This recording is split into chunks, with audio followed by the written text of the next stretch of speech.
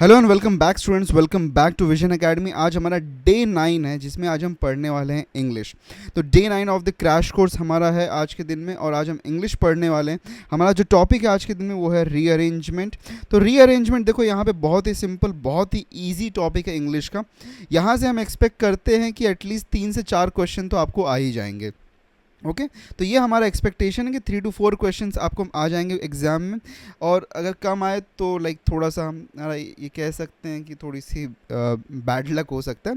But 3 to 4 question आना चाहिए इस टॉपिक से। रीज़न उसका है ये कि एक्चुअल में ये टॉपिक ना बहुत सिंपल, और मोस्टली सारे एग्ज़ाम्स, जो भी एग्ज़ाम्स होते हैं ना जहाँ पे भी, उन सभी में हमने 3 से 4 क्वेश्चंस देखे हैं लगभग आते हुए। तो यहाँ पे भी हम एक्सपेक्टेशन करें तो मतलब कि आरसी के बाद में जो एक सेकंड मेजर टॉपिक आपके लिए हो सकता है वो रीअरेंजमेंट ऑफ द सेंटेंसेस हो सकता है। चलिए रीअरेंजमेंट क्या होता है उन सब चीज़ों को समझते हैं, आगे बढ़ते हैं। सबसे पहली चीज़, आज हम 12 क्वेश्चंस करने वाले हैं हमारा इन टोटल। ओके ज़्यादा क्वेश्चंस हम नहीं करने वाले हैं। एंड फर्स्टली उसका रीज़न ये है कि हम थोड़ा सा डिलेड हो गए हैं आज का लेक्चर में। आज हमारा लेक्चर डिलेड हो गया। रीज़न उसका ये है कि हम थोड़ा सा प्लानिंग में थे। हमारा आज के दिन में दूसरा कोर्स भी शुरू हो गया, इसलिए हमारा हाफ एन आवर से यहाँ पे कोर्स, ये जो सेशन है, डिले हो रहा है। 12 क्वेश्चन इसलिए बिकॉज इसमें ज़्यादा कुछ एक्सप्लेन करने लायक चीज़ नहीं है जिसको एक्सप्लेन करने की ज़रूरत पड़े। इसमें जस्ट हम आपको लाइक ओवरव्यू देना चाहते हैं, इसलिए 12 क्वेश्चन है। बाकी वर्कशीट्स में क्वेश्चन हमने दिया, आपके लिए दिया है कि आप उसको खुद सॉल्व करो और खुद प्रैक्टिस करो, तो वो आपके लिए ज़्यादा बेटर हो जाएगा। तो इसीलिए मोस्टली क्वेश्चंस आपको वर्कशीट में मिल जाएंगे। वर्कशीट आपको कहाँ से मिलेगी? वर्कशीट आपको मिलेगा व्हाट्सएप के ऊपर और टेलीग्राम के ऊपर। QR कोड को स्कैन कर लो, उसके ऊपर से ज्वाइन कर सकते हो, नहीं तो फिर लिंक नीचे डिस्क्रिप्शन में भी दिया गया, तो डिस्क्रिप्शन में आपको इसका लिंक मिल जाएगा, आप जाके वहाँ से ज्वाइन कर सकते हो। ठीक है, तो I hope so good to go. चलिए, तो हमारे लेक्चर में अब सबसे पहले समझ लेते हैं कि रीअरेंजमेंट होता क्या। What is rearrangement? Let us understand this topic very closely. तो देखो, रीअरेंजमेंट क्या होता है कि आपको एक सेंटेंस दिया होगा जम्बल्ड ऑर्डर में। How it will be given? Jumbled order, मतलब कि उल्टा पुल्टा करके दे दिया। जैसे फॉर एग्जाम्पल मैं बोलूँ कि माई नेम इज़ ABC, अगर ऐसा कुछ नाम दिया हुआ है तो यहाँ पे समझो कि अगर इसको जम्बल ऑर्डर में दे दे कि फॉर एग्जाम्पल नेम इसको दे देंगे कि P है, ये इज़ इसको दे देंगे Q है, फिर माई इसको दे देंगे कि ये R है, और ABC इसको दे देंगे कि S है। अब यहाँ पे इसको स्प्लिट कर दिया डिफरेंट डिफरेंट पार्ट्स में। तो नेम P है, इसको Q बोला है, माई R है यहाँ पे, तो ये जस्ट P, ये डिनोशन है, मतलब इतने पार्ट के लिए P है इतने। तो कौन सा पार्ट सबसे पहले आना चाहिए? सबसे पहले R आना चाहिए, तो R। फिर माई नेम P आना चाहिए, तो P आएगा, फिर Q आएगा, और लास्ट में S आएगा। तो ये आपका राइट सीक्वेंस बन जाएगा। तो इस तरीके से आपके ऑप्शंस बनते हैं यहाँ पे। तो इसको हम कहते हैं रीअरेंजमेंट ऑफ सेंटेंसेस। ठीक है, रीअरेंजमेंट। अब देखो टाइप्स में अगर हम देखेंगे तो टाइप्स में हमारे पास में 2 डिफरेंट टाइप्स हैं। एक होता है सेंटेंस, सेंटेंस को ऐसा ब्रेक करके आपको दे देगा। एक ही सेंटेंस रहेगा, उसमें वर्ड्स को ब्रेक कर दिया जाएगा, मतलब उसमें कुछ कुछ पार्टली वर्ड्स को ब्रेक कर दिया जाएगा, और उसमें आपको दे दिया जाएगा कि आप उसको रीअरेंज करिए। दूसरा होता है पैराग्राफ। पैराग्राफ मतलब कि 5 से 6 सेंटेंसेस का एक पैराग्राफ आपके पास में होगा, उसको आपको रीअरेंज, मतलब वो जम्बल्ड ऑर्डर में होगा, उसको आपको रीअरेंज करना पड़ेगा। कभी कभी कोई कोई यहाँ पे कंडीशंस भी दे दी जाती हैं, फिर उसके हिसाब से, उसके अकॉर्डिंगली आपको रीअरेंजमेंट करना पड़ता है। आई hope so this is very clear, very simple लग रहा होगा यहाँ पे। तो यही है रीअरेंजमेंट। रीअरेंजमेंट ज़्यादा कुछ नहीं है। और देखो एक चीज़ और मैं जो बोलना चाहता हूँ, रीअरेंजमेंट करने के लिए आप बोलोगे कि सर समझ में कैसे आएगा, तो इसको समझ में आने के लिए आपको ज़रूरत यहाँ पे है कि इंग्लिश की अंडरस्टैंडिंग की, इंग्लिश की रीडिंग प्रैक्टिस कर। जब आप रीडिंग प्रैक्टिस जितना ज़्यादा करते हो ना, तब वहाँ पे जाके आपको सेंटेंसेस का फॉर्मेशन, ये सारी चीज़ें ना ऑटोमेटिकली समझ में आने लगती हैं। ये बहुत ही इजी एंड सिंपल टॉपिक है, आरसी से भी सिंपल है। आरसी तो सिंपल मतलब अच्छा टॉपिक है, बट कभी कभी थोड़ा कॉम्प्लेक्स, लेकिन आरसी से सिंपल टॉपिक है ये। तो इसलिए ना रीडिंग करो। और मैं अभी मतलब यहाँ पे मैं शायद से अश्योरिटी ले सकता हूँ कि आप लोग रीडिंग कर रहे होंगे। अच्छा, कितने लोग रीडिंग कर रहे हो, ये चीज़ ना कमेंट करके बताना। ओके, कमेंट करो कि कितने लोग रीडिंग कंटिन्यूसली कर रहे हो जब से हमने बोला। आज हमारा 9th डे, अब तक आप लोगों का कम से कम यहाँ पे लाइक 9 टाइम्स आपने रीडिंग किया होना चाहिए रोज़। ओके, तो आप अगर रोज़ रीडिंग कर रहे हो और स्केड्यूल टाइम पे कर रहे हो, तो आप वो टाइम भी यहाँ पे नीचे कमेंट करो कि sir I read at this time daily. ठीक है, अगर रीडिंग कर रहे हो तो ठीक है, झूठ मत बोलना। ओके, झूठ क्योंकि मेरे साथ नहीं है, आप अपने साथ ही बोलोगे। तो रीडिंग देखो, इसलिए मैं अभी भी रेकमेंड कर रहा हूँ, पूरा इंग्लिश जो है ना, पूरा इंग्लिश आप अगर रीडिंग रोज करोगे, मेरी बात मानो, अगर आप रीडिंग रोज करोगे तो पूरा इंग्लिश को आप बहुत ही ईजिली, बहुत ही अच्छी तरीके से आप सॉल्व कर सकते हो। तो इसलिए रीडिंग करो, क्योंकि उसी में से आपका सिनोनिम आएगा, उसी में से आपका एंटोनिम आएगा, उसी में से आपका रीअरेंजमेंट आपको समझ में आएगा। तो आपका जितना अंडरस्टैंडिंग, बिकॉज हमारे हैबिट में होना चाहिए इंग्लिश। और कुछ लोगों के डाउट है सर इंग्लिश रीडिंग स्लो है, तो रीडिंग स्लो इसलिए है, आप रीड स्लो इसलिए कर पाते हो बिकॉज आप रीडिंग प्रैक्टिस नहीं कर रहे हो। तो practice reading, start practising reading, ठीक है। तो please please I will once again से यू रीडिंग करो, इसी से आपका पूरा इंग्लिश, मतलब कि देखो इंग्लिश का 20% पार्ट ना, तो वहीं से क्लियर हो जाएगा। और 40% वेटेज रखता है मेरे भाई, 40% है इंग्लिश का वेटेज। तो 40% का 40 मार्क्स के लिए आने वाला है, तो उसके लिए थोड़ी मेहनत तो करो, ज़्यादा मेहनत करो कि अच्छा मार्क्स आ जाए। चलो बढ़ते हैं हमारे क्वेश्चन की तरफ, चलो शुरू करते हैं। ये रहा हमारा पहला क्वेश्चन। पहला क्वेश्चन है, देखो यहाँ पे 5 सेंटेंसेस दिए हुए हैं आपको, ओके, 5 सेंटेंसेस आर गिवन। इसको रीअरेंज करना है into right order, okay, rearrange करना है। तो चले रीअरेंज करें इसको। देखो पहला सेंटेंस का, a health bulletin release by Delhi government. Second है, in the capital in the past 24 hours taking age. Third है, as many as 3227 new COVID-19 cases were reported. The total number of the cases to 2,76,325 according to. अब यहाँ पे इसको rearrange करना है। तो सबसे पहला सेंटेंस कौन सा होगा, यहाँ पे कौन सा होना चाहिए? यहाँ पे देखो, अगर हम इसको रीड करें तो यहाँ पे सबसे पहला सेंटेंस देखो, अ health bulletin release by the Delhi government, okay, ये है। अब इन से तो सेंटेंस नहीं, इन the capital past 24 hours taking, okay.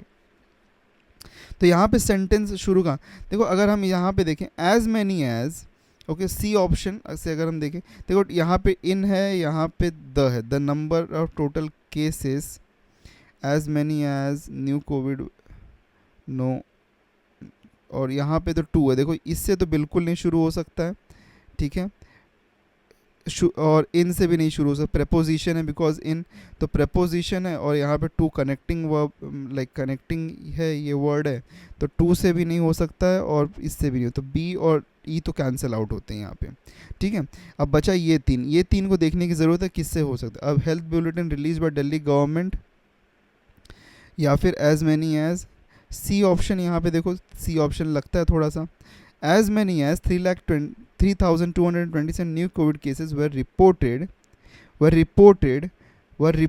in, यहाँ पे बी ऑप्शन हो सकता है, were reported in the capital in the past 20, देखो लिंकिंग मिल रही है हमको, लिंकिंग रिपोर्टेड, यहाँ पे इसको ये फर्स्ट है, reported in the capital in the past 24 hours taking, okay.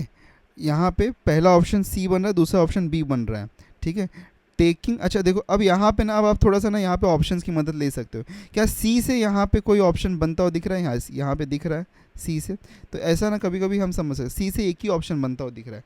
चलो इसको फॉलो करके देखते हैं कि क्या ये एक मीनिंगफुल सेंटेंस फॉलो करता है कि नहीं, बनाता है कि नहीं, ठीक है। अगर नहीं बनाता तो फिर मतलब कि ये वाला ऑप्शन जो हम लोग ने यहाँ पे तुक्का लगाया ये रॉन्ग है, हो जाएगा, ठीक है। तुक्का तो वैसे नहीं लगा, थोड़ा सा यहाँ पे लॉजिक ही लगा है, लेकिन फिर भी देख लेंगे। सी के बाद में बी, बी के बाद में डी, ओके।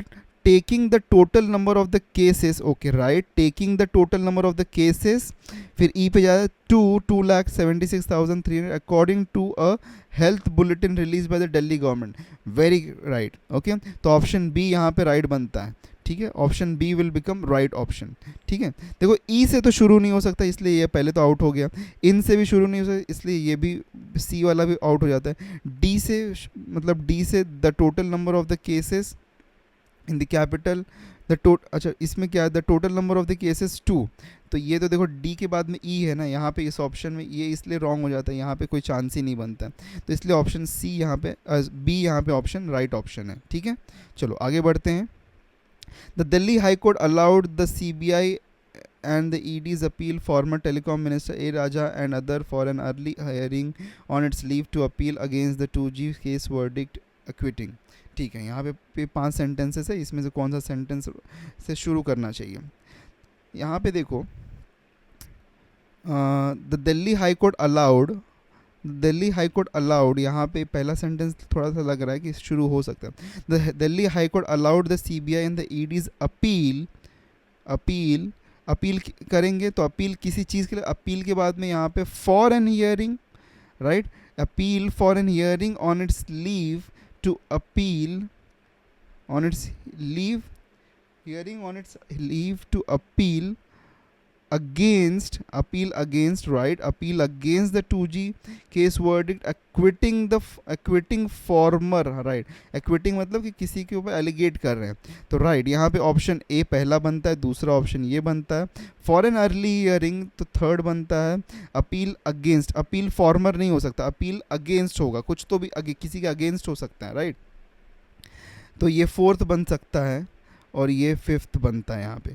तो क्या ऑप्शन बन रहा है यहाँ पे, A B D E C, A B D E C है, हाँ है, यहाँ पे ऑप्शन ए राइट ऑप्शन बनता है, ठीक है, ए बी डी ई सी। देखो अगर पहला दूसरा कभी कभी ना यहाँ पे देखो ए सी डी बी है, यहाँ पे पहला दो ऑप्शन अगर आपको मिल रहा है ना, दो सीक्वेंस अगर आपको जॉइनिंग मिल रही है तो ट्राई करो कि अगर उसमें एक ही ऑप्शन है जिसके पास, जैसे यहाँ पे ए बी पहला दो मिल रहा था ना हमको, तो ए बी के साथ में सिर्फ यही है, तो इसको फॉलो, बाकी का फॉलो करके देखो, अगर ये एक राइटफुल सेंटेंस बनाता है तो इसी को टिक कर दो, नहीं बनाता है तो कोई और ऑप्शन होगा। फिर कंफ्यूजिंग जब तब होगा जब ए बी और ए बी से दो ऑप्शन होंगे और आगे फिर जाके यहाँ पे कुछ चेंजेस होंगे, तो वहाँ पे हमको थोड़ा सा यहाँ पे दिमाग लगाने की, थोड़ा सोचने की ज़रूरत पड़ेगी, ठीक है। चलो नेक्स्ट ऑप्शन की तरफ बढ़ते हैं, नेक्स्ट क्वेश्चन की तरफ, सॉरी।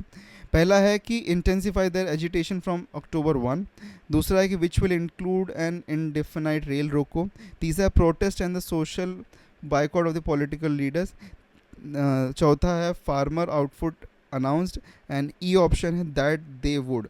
अच्छा, तो दैट दे वुड यहाँ पे, अब यहाँ पे देखो इंटेंसिफाई देयर एजिटेशन फ्रॉम, तो इंटेंसिफाई देयर बोला है ना, देयर, देयर मतलब किसी, कोई तो होना चाहिए ना, सेंटेंस में पहले कोई आएगा, ठीक है। Which will include an indefinite, which will include, which will मतलब यहाँ पे इसके पहले कुछ पार्ट है, तो ए भी नहीं हो सकता, बी भी नहीं हो सकता पहला।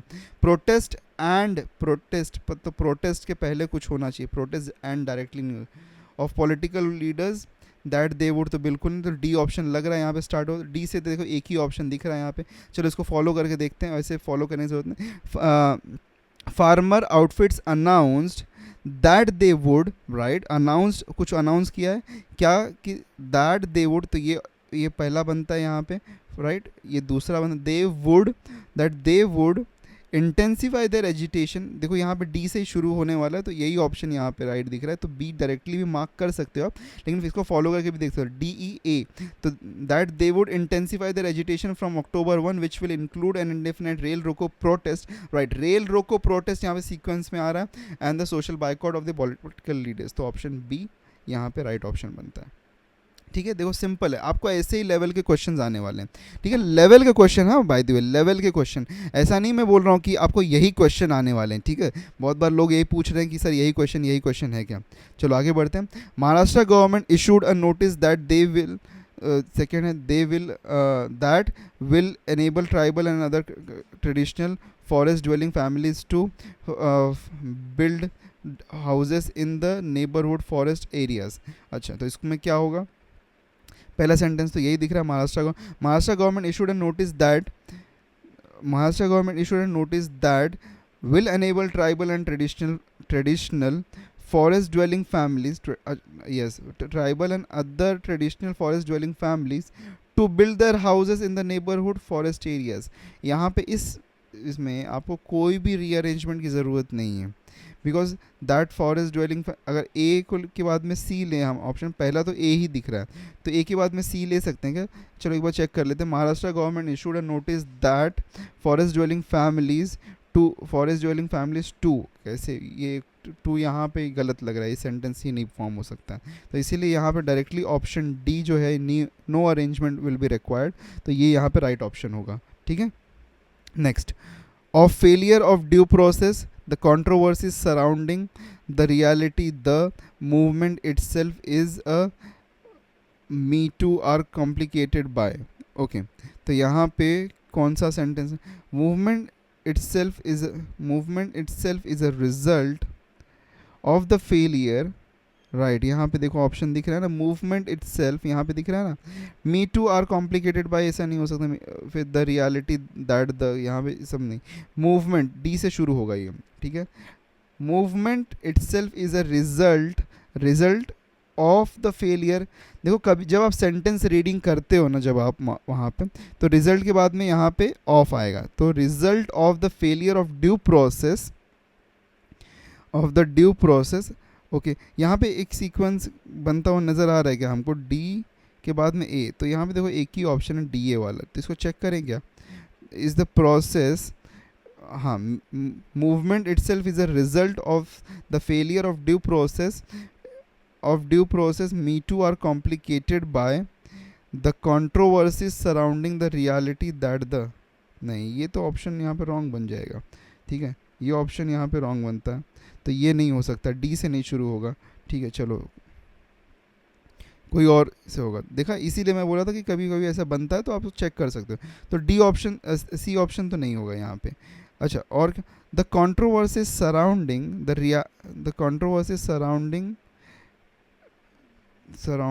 Controversies surrounding me to are com, हाँ अगर इसको डी को चेक करें क्या, यहाँ से शुरू हो सकता है, ये दोनों से शुरू हो सकता है ना कहीं से, द रियलिटी दैट द तो नहीं हो सकता, सी तो नहीं होगा, बी से द कंट्रोवर्सी सराउंडिंग, अच्छा बी से, और एक ही ऑप्शन है यहाँ पे, surrounding me to are complicated by the reality that the movement itself is a result of a failure of due process, right. यहाँ पे ऑप्शन डी देखो राइट ऑप्शन बनता हुआ नज़र आ रहा है, तो option D will be the right option, इस तरीके से ये आपका राइट ऑप्शन बनता है, ठीक है। नेक्स्ट क्वेश्चन, इन लाइफ, अच्छा अब यहाँ पे देखो, यहाँ पे अभी तक हमको ऐसा सेंटेंसेस दिया था इस टाइप से, ओके सेंटेंसेस दिया होता, यहाँ पे अब हमारे पास में एक सेंटेंस दिया, उसी को रीअरेंज करना। In life some rules are as in business they seem almost instinctive learn so early that, अच्छा यहाँ पे in life some rules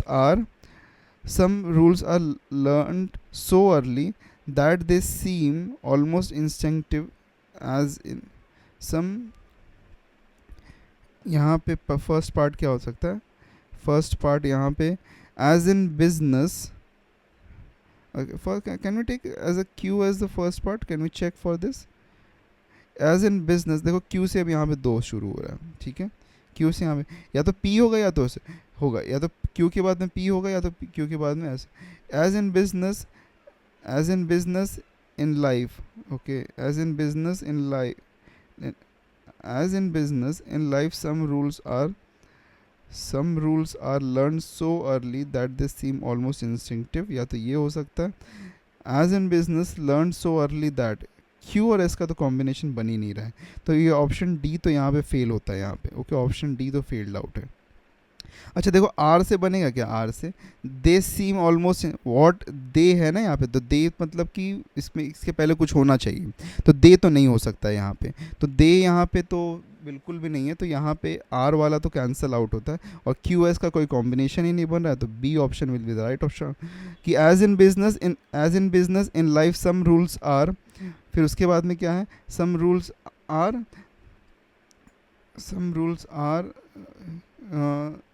learn so early that they seem almost instinctive, okay, तो यहाँ पे option C.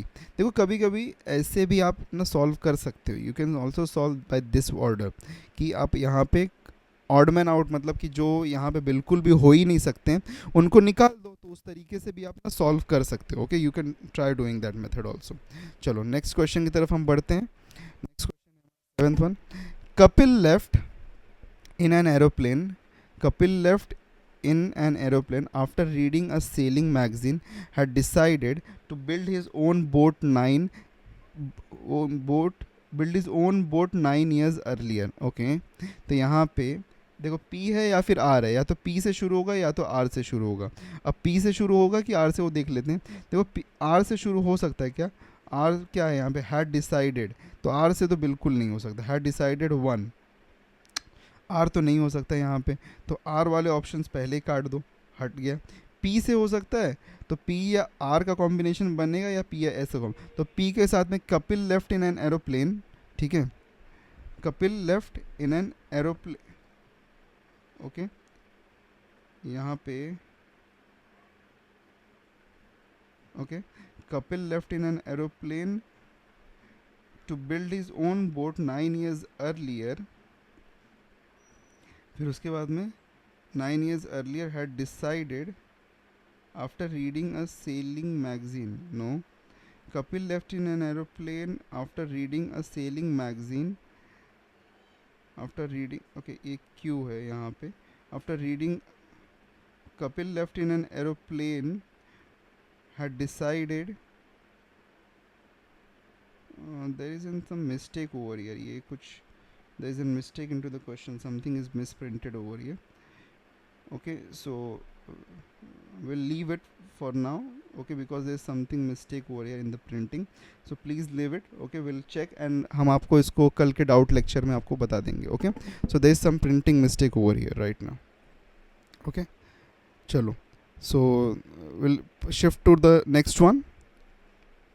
The great powers engaged in spite of common knowledge in arming themselves to teeth. Total distinction यहाँ पे spelling mistake है, यहाँ पे हो गया है. Okay,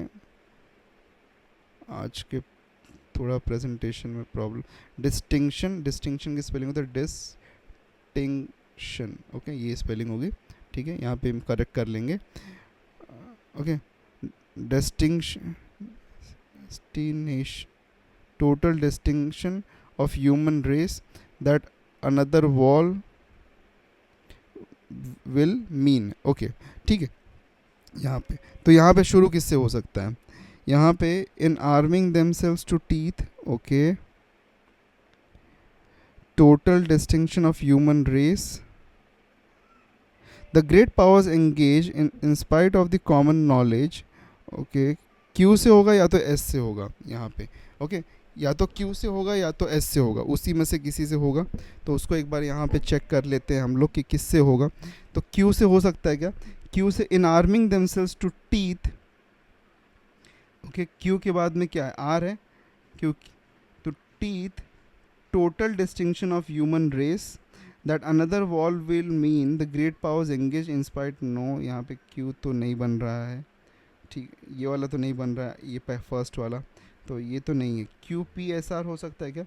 in arming themselves to teeth the great powers engage in spite of the common knowledge that another war will mean total distinction.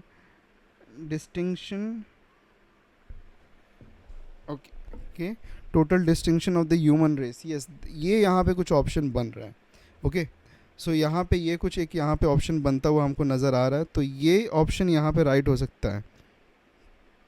Okay, सो यहाँ पे ऑप्शन कौन सा राइट बन रहा है? यहाँ पे ऑप्शन सी जो है वो राइट ऑप्शन यहाँ पे एक बनता हुआ हमको नज़र आ रहा है. ठीक है, so that will be the right option.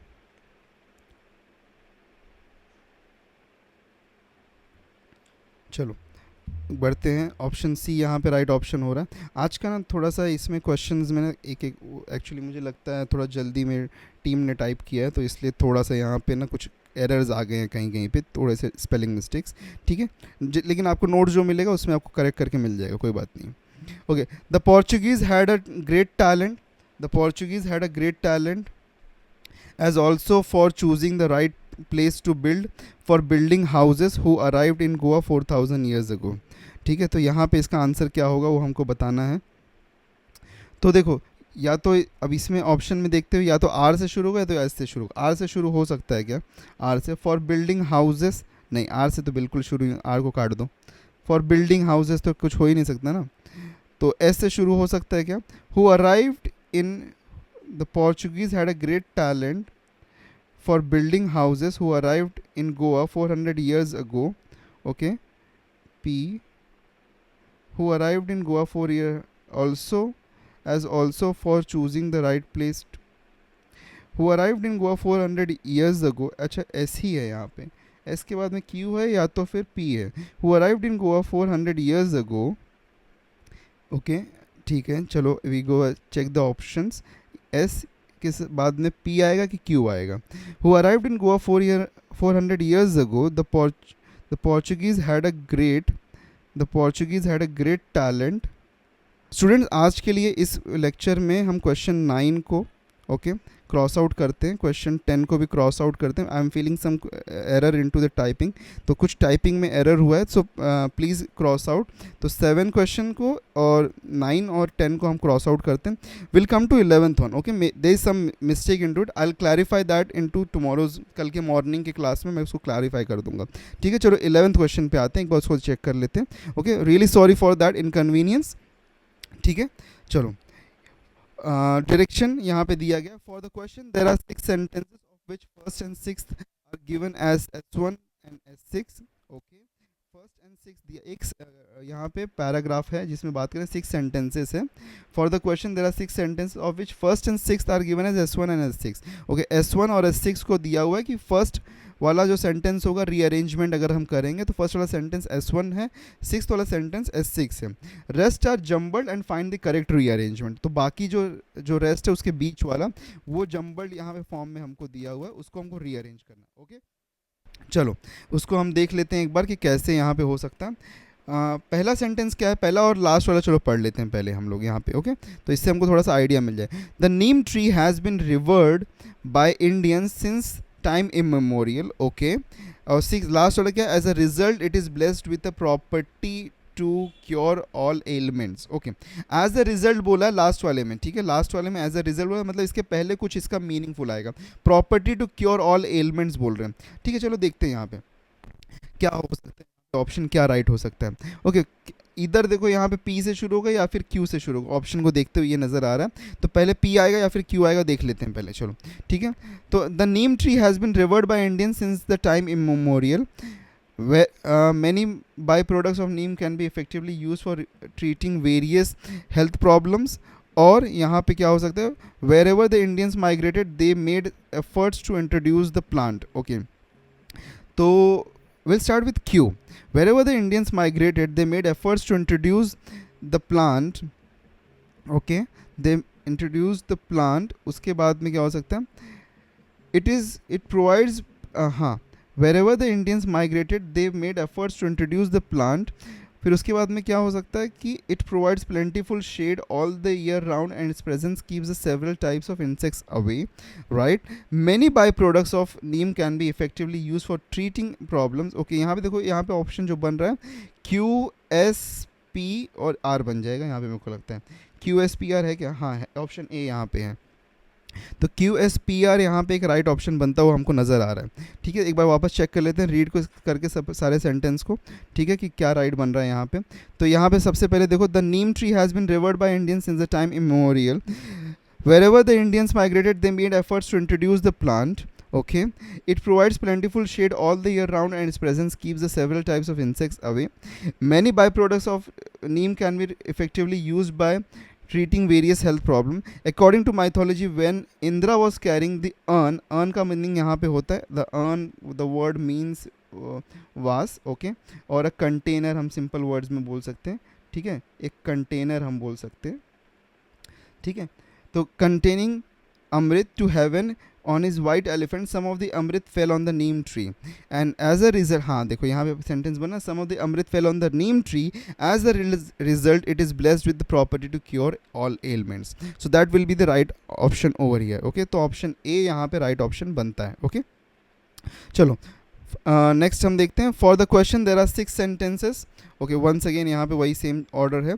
My brother took me out with him, pieces of hollow reeds came ashore riding on the ripples. अच्छा ठीक है तो यहाँ पे जस्ट एक सिंपल सा पैरा है, उसको पहला सेंटेंस है we stood knee deep in the muddy water of the pond we flung stones to keep ripples we went to the pond the ripples looked enchanting in the light of the sun. Okay तो my brother took me out with him. Okay ये right है इसके। अच्छा पहला sentence है we went to the pond, तो R से शुरू होना चाहिए। We went to the pond we flung, हम वो तो सब एक्शंस हो रहे हैं यहाँ पे, तो यहाँ पे आर से शुरू होना चाहिए। तो ये आर से अगर शुरू हो रहा है तो एस वाला हटा देते हैं हम, तो इसकी ज़रूरत ही नहीं। अब या तो आर के बाद में क्यू होगा या तो आर के बाद में पी होगा। आर के बाद में क्या होता है, पी हो रहा है कि क्यू हो रहा है, उसको एक बार चेकआउट कर लेते हैं। ठीक है आर के बाद में पी हो रहा है कि क्यू हो रहा है। आर के बाद में पी अगर देखेंगे तो we stood knee deep in the muddy water of the pond we flung stones to create ripples the ripples look enchanting in the या फिर we went to the pond we flung stones to create ripples we stood knee deep in the muddy water.